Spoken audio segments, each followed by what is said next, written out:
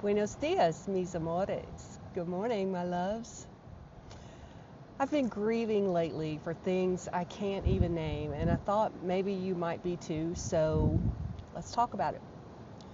For those of you who have been through a divorce, do you recall that weird feeling the first week when you realized you were alone in the house, like for good? Maybe that didn't happen that way for you, but it did for me.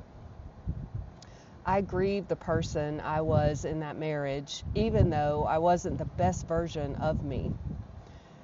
I grieved while letting that version go, and I grieved at what I perceived to be a failure in my life. Look, we're standing at a threshold, not because someone declared it transformational or because the cosmos aligned in our favor, but because the structures we've been holding up are collapsing under their own weight. And for the first time in decades, we get to decide what we build in the rubble. This is about claiming creative authority over what comes next. It's not manifestation. It's not vision boarding our way to enlightenment, but actual power, the kind where you stop asking permission and start driving. And here's what that requires. It requires looking directly at what is dying, the systems that couldn't sustain themselves, the institutions rotting from the inside, the relationships held together by obligation, the versions of ourselves that no longer fit. And saying something most people won't say. Good, you really weren't serving me anyway. But here's the complicated part. Even when something deserves to die, its death still creates a hole. Even when you knew it was toxic, the ending still registers as loss. Even when the cage was small, freedom still feels disorienting. So yes, mourn it. Let yourself be human about the fact that you spent years believing it would hold. Don't perform spiritual maturity while bypassing grief. Just feel what you feel. And when you're done, not before, but when you're actually done, start asking a different question. What becomes possible now that this is gone?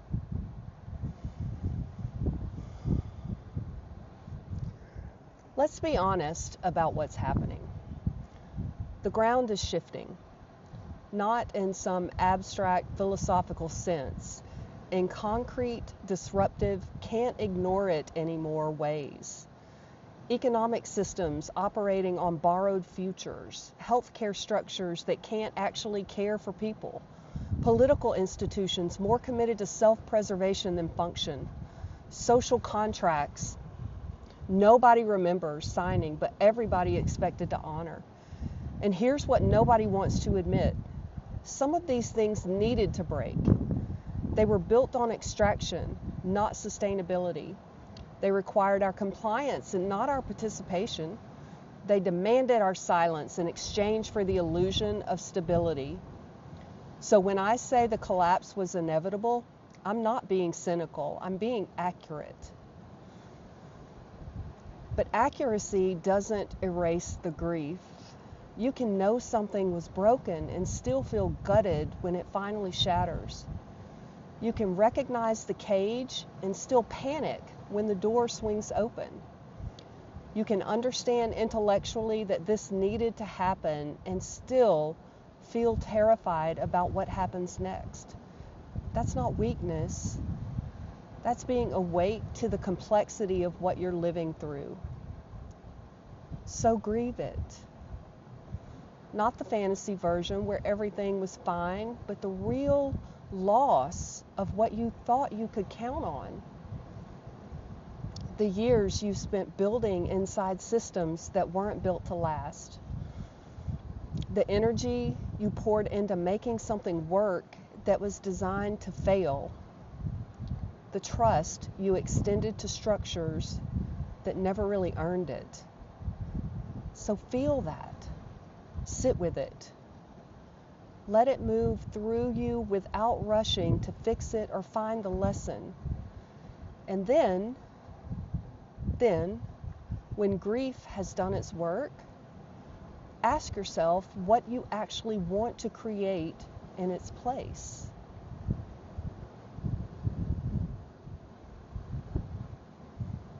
Here's what they don't teach you. Nothing is happening just outside of you, and nothing is happening just inside of you. You exist in constant exchange with everything around you. When systems outside you fracture, your internal structures fracture too.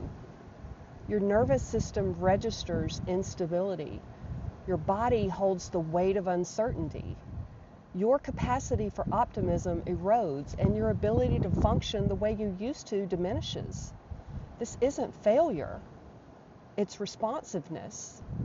You're not broken because you can't perform at the same level while the world burns. You're awake.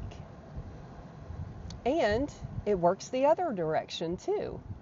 When you fracture internally, when your identity cracks, when your capacity collapses, when your beliefs stop making sense, well, that ripples outward into every conversation, every decision, every relationship, into the world you're actively shaping, whether you realize it or not.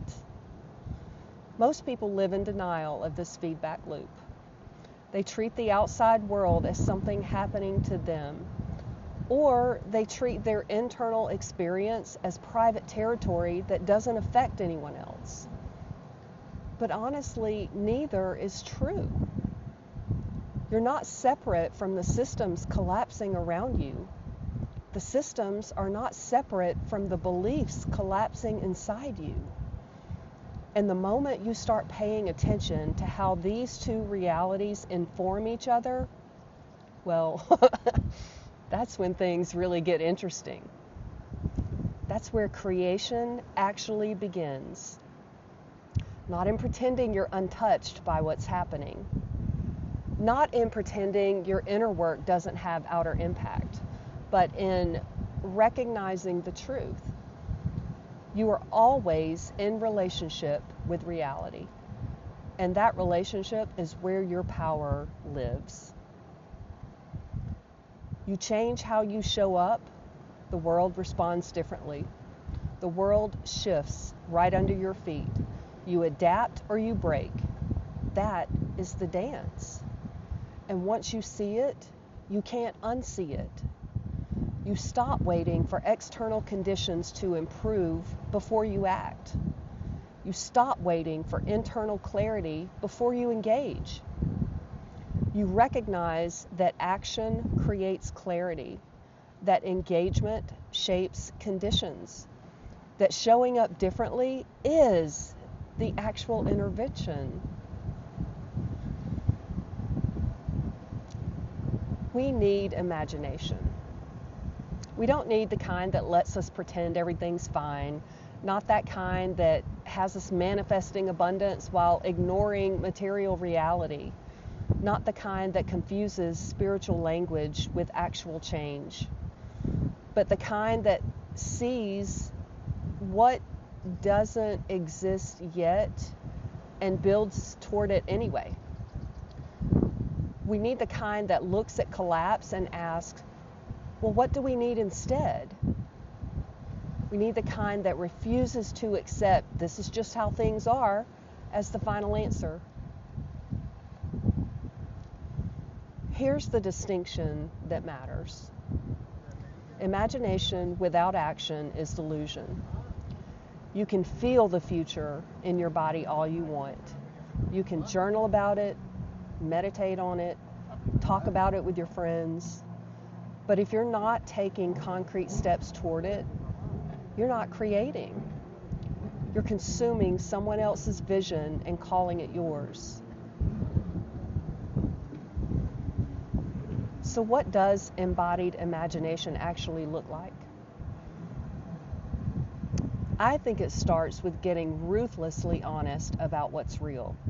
Not what you wish was real, not what used to be real, not what you've been told should be real, but what is actually undeniably true right this second.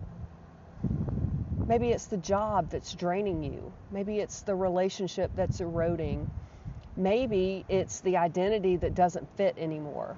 Maybe it's the rage just sitting in your chest. Maybe it's the grief sitting in your throat, or the exhaustion sitting in your bones. You get to name all of it. You get to let yourself feel all of it. And then you ask, if I weren't trying to preserve what's already dying, what would I build? Not what looks good, not what makes sense to anyone else, but what do I, in my gut, in my bones, in my unedited truth, actually want?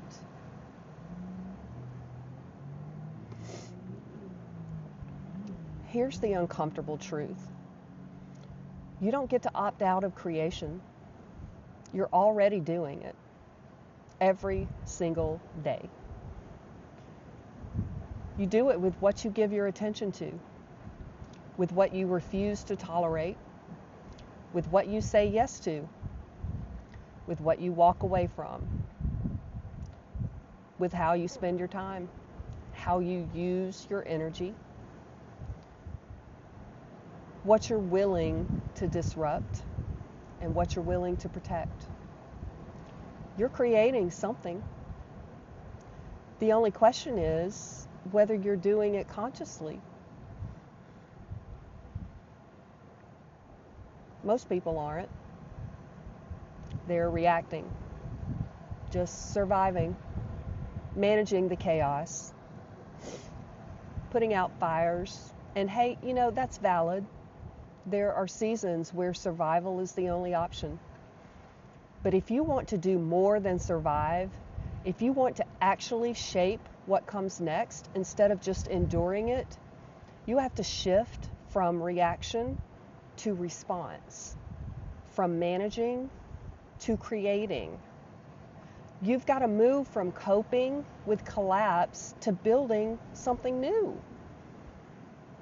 And here's what nobody tells you about all of that. You don't have to have it figured out. You don't have to be healed. You don't have to feel ready. You just have to start. One decision that aligns with the future you want. Not a perfect decision, not a big decision, just one decision that moves you in the direction of what you're imagining. And then tomorrow, another. And the day after that, another. That's how you become someone who creates instead of someone who copes. Not by waiting for clarity, not by waiting for confidence, definitely not by waiting for conditions to improve, but by acting, even when it's messy, even when you fail, even when you have to course correct halfway through. So here's where we actually are. We're standing in the wreckage of systems that couldn't hold us. We're watching structures collapse that we were told would last forever. And finally,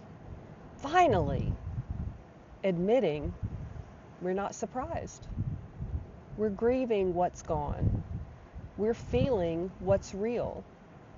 And we're done pretending someone else is going to fix this. The feedback loop between what's happening outside and what's happening inside, we clearly see it now.